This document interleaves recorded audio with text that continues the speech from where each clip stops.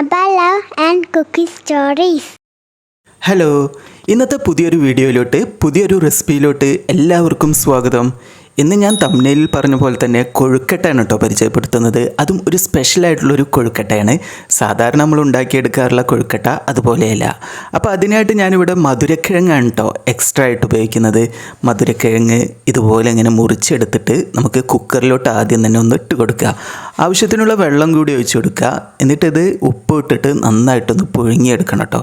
ഒരു 2 വിസിൽ വരുന്നത് വരെ മീഡിയം ഫ്ലെയിമിൽ വെച്ചിട്ട് ഒന്ന് പുഴുങ്ങിയെടുത്താൽ മതി. കൂടുതലായിട്ട് ഉടഞ്ഞു പോകാത്ത ആ ഒരു പരുവത്തിൽ വേണം നമ്മളിത് ചെയ്തെടുക്കാൻ കേട്ടോ. എണ്ണയൊന്നും ഇല്ലാത്ത നല്ലൊരു പലഹാരമാണ് നമ്മുടെ കൊഴുക്കട്ട. പണ്ട് കാലം തൊട്ട് തന്നെ കൊഴുക്കട്ട ഭയങ്കര പ്രചാരത്തിലുള്ളൊരു പലഹാരമാണ്. നമ്മൾ ഒത്തിരി കഥകളിലൊക്കെ കേട്ടിട്ടുണ്ട് അല്ലേ? കൊഴുക്കട്ട വെച്ചിട്ടുള്ള ഒരുപാട് കഥകളുമുണ്ട് നമ്മുടെ നാടോടി കഥകളായിട്ട്. നമ്മുടെ കുട്ടികൾക്കൊക്കെ നമ്മൾ പറഞ്ഞു കൊടുക്കാറുള്ള കഥകളൊക്കെ. എനിക്ക് ഒരുപാട് കഥകളൊക്കെ കേട്ടിട്ടുണ്ട് കേട്ടോ. എൻ്റെ ഉമ്മച്ചി പറഞ്ഞു തന്നിട്ടുള്ള കഥകളും എൻ്റെ വല്യമ്മ പറഞ്ഞു തന്നിട്ടുള്ള കഥകളും. കൊഴുക്കട്ട വെച്ചിട്ട് ഒരാൾ കൊഴുക്കട്ട കൊണ്ടുപോകുന്ന സമയത്ത് കൊഴുക്കട്ട എന്ന് പറഞ്ഞു പോയി പെട്ടെന്ന് തന്നെ കൊഴുക്കട്ടയുടെ പേര് മറന്നു പോകുന്നതും അങ്ങനെയുള്ള ഒത്തിരി അനുഭവങ്ങളാണ് കേട്ടോ ഈ കൊഴുക്കട്ട ഉണ്ടാക്കുമ്പോൾ എനിക്ക് ഓർമ്മ വരുന്നത്. ഇനി നമുക്ക് ഇതുപോലെ പത്തിരിക്കൊക്കെ നമ്മൾ പൊടി വാട്ടിയെടുക്കുമല്ലോ, അതുപോലെ നമുക്ക് കുറച്ച് പൊടി ഒന്ന് വാട്ടിയെടുക്കാം. ഞാനിവിടെ ഒരു 1.5 കപ്പ് അളവിൽ പൊടി ഉപയോഗിക്കുന്നുണ്ട് കേട്ടോ വാട്ടിയെടുത്തിട്ട്. ഇനി നമുക്ക് പുഴുങ്ങിയെടുത്തിട്ടുള്ള ശർക്കരക്കിഴങ്ങ് അല്ലെങ്കിൽ മധുരക്കിഴങ്ങ്, ഞങ്ങളുടെ നാട്ടിൽ ചക്കരക്കിഴങ്ങ് എന്നാണ് കേട്ടോ ഇതിന് പറയുക. അപ്പോൾ ഇത് നന്നായിട്ടൊന്ന് തൊലി എല്ലാം കളഞ്ഞ് മാറ്റിയെടുക്കണം കേട്ടോ. ചൂടോട് കൂടി തന്നെ ചെയ്തെടുക്കണം, എന്നാലേ ഇത് പെട്ടെന്ന് തന്നെ ഉടഞ്ഞ് നല്ലൊരു പരുവത്തിലായി കിട്ടുള്ളൂ കേട്ടോ. കൂടുതൽ പൊടിയുള്ള ടൈപ്പുള്ള ചക്കരക്കിഴങ്ങാണ് കേട്ടോ ഈ ഒരു കൊഴുക്കട്ട ഉണ്ടാക്കാനായിട്ട് നല്ലത്. പൊടി ഞാനിതാ ഇതുപോലെ വാട്ടിയെടുത്ത് നന്നായിട്ട് കുഴച്ചെടുത്ത് മാറ്റി വെച്ചിട്ടുണ്ട് കേട്ടോ. കുറച്ച് ലൂസ് കൺസിസ്റ്റൻസിയിലുള്ള ഒരു പരുവത്തിലാണ് കേട്ടോ നമ്മൾ പൊടി വാട്ടിയെടുത്ത് കുഴച്ചെടുക്കേണ്ടത്. അതുപോലെ തന്നെ ഞാൻ ഇതിലേക്കായിട്ടുള്ള നമ്മുടെ മധുരക്കിഴങ്ങ് നന്നായിട്ടൊന്ന് ഉടച്ചെടുക്കാനായിട്ട് പോകാൻ കേട്ടോ. ഇതുപോലെ ഒരു ഫോർക്ക് വെച്ചിട്ടാണ് ഞാൻ ഉടച്ചെടുക്കുന്നത്. നല്ല ചക്കരക്കിഴങ്ങാണ് കേട്ടോ കിട്ടിയിട്ടുള്ളത്, നല്ല മധുരമൊക്കെ ഉണ്ട്. അപ്പോൾ ഇത് നന്നായിട്ടൊന്ന് ഉടച്ചെടുത്ത് ഇതൊരു സൈഡിലോട്ടായിട്ട് നമുക്കൊന്ന് മാറ്റി വെക്കാം. ഇനി അതിലോട്ട് ഒരു ടേബിൾ സ്പൂൺ അളവിൽ നെയ്യ് കൂടി ഞാനിവിടെ ആഡ് ചെയ്ത് കൊടുക്കുന്നുണ്ട്. ഈ നെയ്യ് ചേർത്തിട്ടുണ്ടെങ്കിൽ നല്ലൊരു സ്മെല്ലാവും. അതിലോട്ട് നമുക്ക് കുറച്ച് കാഷ്യൂ നട്ട്സും അതിൻ്റെ കൂടെ തന്നെ കുറച്ചധികം തേങ്ങാ ചിരവിയത്, ഞാനിവിടെ ഒരു വലിയൊരു മുറി തേങ്ങാ ചിരവിയതാണ് ഉപയോഗിക്കുന്നത് കേട്ടോ. അതുകൂടി ചേർത്ത് നന്നായിട്ടൊന്ന് മിക്സാക്കി എടുക്കണം കേട്ടോ. ഈ സമയം ഇതിലോട്ട് ആവശ്യത്തിനുള്ള നമുക്ക് ശർക്കര കൂടി ഇതുപോലെ ഒന്ന് ഗ്രേറ്റാക്കിയെടുത്ത് അതും കൂടി ചേർത്ത് കൊടുക്കുക കേട്ടോ. പഞ്ചസാര ഉപയോഗിക്കേണ്ടവർക്ക് അത് ഉപയോഗിക്കാം, ഞാനിവിടെ ശർക്കരയാണ് ഉപയോഗിക്കുന്നത്. ഇതാണ് കേട്ടോ കൂടുതൽ ടേസ്റ്റ് ഉണ്ടാവുക. ഇനി നന്നായിട്ടൊന്ന് സ്പൂൺ ഉപയോഗിച്ചിട്ട് ആദ്യം ഒന്ന് മിക്സാക്കി കൊടുക്കുക. അതിനുശേഷം നമുക്കിത് കൈ ഉപയോഗിച്ചിട്ട് നന്നായിട്ട് ഒന്നുകൂടി മിക്സാക്കി എടുക്കണം. ഈ സമയം ഇതിലോട്ട് നമുക്ക് നല്ലൊരു സ്മെല്ലൊക്കെ കിട്ടാനായിട്ട് കുറച്ച് ഏലക്കാപ്പൊടി കൂടി ചേർത്ത് കൊടുക്കുക. ഞാൻ പഞ്ചസാര കൂട്ടിയിട്ട് പൊടിച്ചെടുത്തിട്ടുള്ള ഏലക്കാപ്പൊടിയാണ് കേട്ടോ ഈ സമയം ചേർക്കുന്നത്. എന്നിട്ട് നന്നായിട്ട് കൈ കൊണ്ട് ഇതുപോലെ കുഴച്ചെടുത്ത് മാറ്റി വെക്കണം. കൊഴുക്കട്ട തന്നെ നമ്മൾ പല ഫില്ലിങ്സ് വെച്ചിട്ട് ഉണ്ടാക്കിയെടുക്കാറുണ്ട്. ഇത് എൻ്റെ ഉമ്മച്ചി പണ്ടുണ്ടാക്കിയിരുന്ന കൊഴുക്കട്ട ഇതുപോലെ ആയിരുന്നില്ല.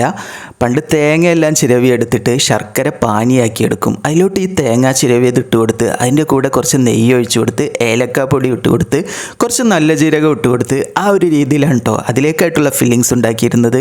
അത് കഴിക്കാനായിട്ടും നല്ല ടേസ്റ്റാണ് കേട്ടോ, നല്ല രുചിയാണ്. അന്ന് ഉമ്മച്ചി ഉണ്ടാക്കി തരാറുള്ള ആ ഒരു കൊഴുക്കട്ടയുടെ ആ ടേസ്റ്റ് അതിപ്പോഴും ഉണ്ട്. ഇത് ഉമ്മച്ചി പിന്നീടൊക്കെ ഉണ്ടാക്കി തരുന്ന നമ്മൾ മധുരക്കിഴങ്ങൊക്കെ കഴിക്കാൻ കുട്ടികൾക്കൊക്കെ ഭയങ്കര മടിയാവുമല്ലോ. അപ്പോൾ അത്തരത്തിലുള്ള സമയത്ത് മധുരക്കിഴങ്ങ് വെച്ചിട്ട് കിട്ടുന്ന സമയത്ത് ഈ ഒരു സീസണിലാണല്ലോ നമ്മുടെ നാട്ടിൽ മധുരക്കിഴങ്ങ് കൂടുതലായിട്ടും കിട്ടാറുള്ളത്. അപ്പോൾ അത്തരത്തിലുണ്ടാക്കിയെടുക്കാറുള്ള ഒരു നല്ലൊരു ടേസ്റ്റി ആയിട്ടുള്ളൊരു പലഹാരമാണ് കേട്ടോ ഇത്. ഇനി അപ്പോൾ നമുക്ക് കൊഴുക്കട്ട ഉണ്ടാക്കാനായിട്ട് തുടങ്ങിയാലോ. അപ്പോൾ ആദ്യം തന്നെ നമുക്ക് നമ്മുടെ പൊടി നമ്മൾ കുഴച്ചെടുത്ത മാവുണ്ടല്ലോ അത് ഇതുപോലെ കുറച്ച് ചെറിയ ബോൾസ് ആക്കിയിട്ടാണ് കേട്ടോ ഞാൻ എടുത്തിട്ടുള്ളത്. ഓരോരുത്തരുടെ ഇഷ്ടത്തിനനുസരിച്ച് വലിയ ബോൾസോ ചെറിയ ബോൾസോ എല്ലാം ആക്കി എടുക്കാനായിട്ട് പറ്റും.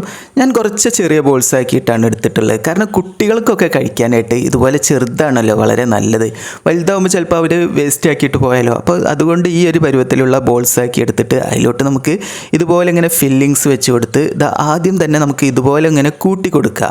അതിൻ്റെ നമ്മൾ ആ ഫില്ലിങ്സ് വെച്ചിട്ടുള്ള ആ ഭാഗം നന്നായിട്ടൊന്ന് വിരലുപയോഗിച്ച് ഇതുപോലെ ഒന്ന് ഫില്ലാക്കി കൊടുക്കുക. എന്നിട്ട് നമുക്കിതിനെ നന്നായിട്ട് ഒന്നുകൂടി ബോൾ ഷേപ്പിലാക്കി എടുക്കുക. ആ ഒരു രീതിയിലാണ് കേട്ടോ ഞാൻ ചെയ്തെടുക്കുന്നത്. അതുപോലെ നമ്മൾ കൊഴുക്കട്ട ഉണ്ടാക്കാനായിട്ട് മാവ് ഉണ്ടാക്കുന്ന സമയത്ത് നമ്മളിത് വാട്ടിയെടുക്കുമല്ലോ, ആ സമയത്ത് കുറച്ചധികം വെള്ളം ഉപയോഗിക്കുന്നത് വളരെ നല്ലതാണ് കേട്ടോ. കുറച്ചൊരു ലൂസ് കൺസിസ്റ്റൻസിയിലുള്ളൊരു മാവാണ് നമുക്ക് ഈ ഒരു കൊഴുക്കട്ട ഉണ്ടാക്കാനായിട്ട് വളരെ നല്ലത്. നമ്മളിത് കുഴച്ചെടുത്ത് ഇതുപോലെ ഇങ്ങനെ ഉരുട്ടിയെടുത്ത് അതിൻ്റെ ഉള്ളിലോട്ട് ഫില്ലിങ്സ് വെച്ച് നമ്മളിത് കൂട്ടിയെടുക്കുന്ന സമയത്ത് നല്ല പെർഫെക്റ്റ് ആയിട്ട് കിട്ടാനായിട്ട് ആ ഒരു രീതിയിലുള്ള മാവാണ് കേട്ടോ നല്ലത്. അഥവാ നിങ്ങളുടെ മാവ് തിക്കായി പോയിട്ടുണ്ടെങ്കിൽ ഈ ഒരു സമയത്ത് നമ്മളിത് നിറച്ചെടുക്കാൻ കുറച്ചൊരു സമയം പിടിക്കും. ആ ഒരു സമയത്ത് ഇത് ഹാർഡായി പോവുകയാണെങ്കിൽ കുറച്ചുകൂടി വെള്ളം തൊട്ട് ആ ഒരു പരുവത്തിൽ വേണം നമ്മളിതിനെ ഫില്ലാക്കി എടുക്കാൻ. എന്നാലേ നമുക്കിത് നല്ലൊരു ഷേപ്പിലൊക്കെ ആയി കിട്ടുള്ളൂ കേട്ടോ. ചെറിയ രീതിയിലുള്ള കൊഴുക്കട്ട ഉണ്ടാക്കിയെടുക്കുകയാണെങ്കിൽ കുറച്ചുകൂടി സമയം പിടിക്കും. നമ്മൾ വലുതായിട്ട് ഉണ്ടാക്കിയെടുക്കുകയാണെങ്കിൽ നമുക്ക് പെട്ടെന്ന് തന്നെ ഉണ്ടാക്കിയെടുക്കാനായിട്ട് പറ്റും. പക്ഷേ ചെറുതുണ്ടാക്കിയെടുക്കുകയാണെങ്കിൽ നമുക്ക് നല്ല രീതിയിൽ വേവ് എത്തി കിട്ടും. അതിൻ്റെ ഉള്ളിലോട്ടായിട്ട് പെട്ടെന്ന് തന്നെ വെന്ത് കിട്ടാനൊക്കെ വളരെ നല്ല ചെറിയ രീതിയിൽ ഉണ്ടാക്കിയെടുക്കുന്നതാണ് കേട്ടോ. നമ്മളിതിലോട്ടായിട്ട് ഉണ്ടാക്കിയിട്ടുള്ള ഈ ഫില്ലിങ്സ് ഉണ്ടല്ലോ നല്ല ടേസ്റ്റ് ഉണ്ട് കേട്ടോ കഴിക്കാനായിട്ട്. അപ്പോൾ ഈ മധുരക്കിഴങ്ങ് കഴിക്കാത്ത കുട്ടികളൊക്കെ ഉണ്ടാവുമല്ലോ, കുട്ടികൾക്ക് ഈ മധുരക്കിഴങ്ങ് കഴിക്കുന്നത് വളരെ നല്ലതാണ്. ശർക്കരയും നല്ലതാണ്. അപ്പോൾ ഞാനിങ്ങനെ വിചാരിക്കുമായിരുന്നു മധുരക്കിഴങ്ങും ശർക്കരയും ഇതുപോലെ ഇട്ട് കൊടുത്തിട്ട് കുറച്ച് തേങ്ങ ചിരവിയതൊക്കെ ഇട്ടിട്ട് നമ്മൾ അവിലൊക്കെ വിളയിച്ചെടുക്കുമല്ലോ, ആ ഒരു രീതിയിൽ നമുക്ക് ഇതുപോലെ ചെയ്തെടുക്കുകയാണെങ്കിൽ കുറച്ച് ടേസ്റ്റൊക്കെ ആവും. കുട്ടികൾ നല്ല ടേസ്റ്റോട് കൂടി കഴിക്കാനൊക്കെ നമുക്കിതുപോലെ ഉണ്ടാക്കി കൊടുത്താൽ മതി. എന്നാൽ നമ്മളിതുപോലെ ഉരുട്ടിയെടുക്കേണ്ട ആവശ്യമൊന്നുമില്ല എന്ന് ഞാനിങ്ങനെ മനസ്സ് കരുതി. അപ്പോൾ ഇതുപോലെ ഞാനിത് മുഴുവനായിട്ട് ചെയ്തെടുത്തിട്ട് ഒരു ഇഡ്ഡലി ചെമ്പ് അതേ സമയം തന്നെ ഞാൻ അടുപ്പിലോട്ട് വെച്ച് കൊടുത്തിട്ടുണ്ട് കേട്ടോ. ഞാനിവിടെ വിറകടുപ്പിലാണ്, കുറേ സമയം പിടിക്കുമല്ലോ. ഏകദേശം ഒരു 20 മിനിറ്റോളം ഞാനിത് വേവിച്ചെടുക്കുന്നുണ്ട് കേട്ടോ. കൂടുതൽ വെന്ത് കിട്ടുകയാണെങ്കിൽ നല്ല ടേസ്റ്റാണ് കേട്ടോ ഈ കൊഴുക്കട്ട അതുപോലെയുള്ള ഇലയുടെ ഒക്കെ കഴിക്കാനായിട്ട്.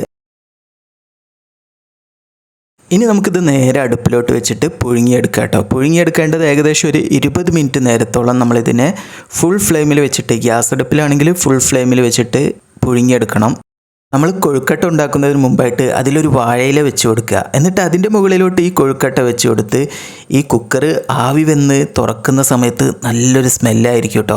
അപ്പോൾ ഞാനിതിനെ ഏകദേശം ഒരു 20 മിനിറ്റ് നേരത്തോളം ഇതേ രീതിയിലൊന്ന് വേവിച്ചെടുക്കുന്നുണ്ട്. വെന്ത് കഴിഞ്ഞതിന് ശേഷം ഞാനിത് 10 മിനിറ്റ് ഒന്ന് തുറന്നിട്ട് കൊടുക്കുന്നുണ്ട്. അതിന് ശേഷമാണ് ഞാനിത് സെർവ് ചെയ്യുന്നത് കേട്ടോ.